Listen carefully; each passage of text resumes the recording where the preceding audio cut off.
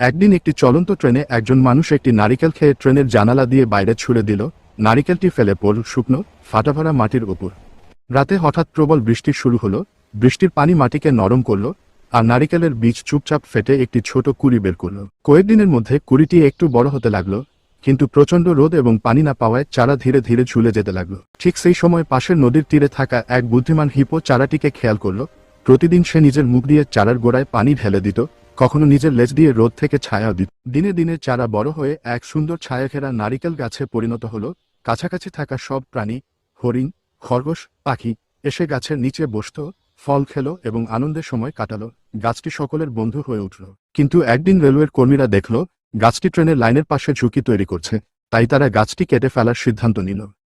গাছ কাটা হলে সব প্রাণী চুপচাপ দাঁড়িয়ে রইল, আর দূরে দাঁড়ানো হিপোর চোখে জল চলে এলো। শেষে গল্পকারের কণ্ঠ ভেসে এলো, দেখলেই তো, এভাবেই শেষ হয়ে যায় গল্প, যখন তুমি লাইক ও সাবস্ক্রাইবও করতে ভুলে যাও।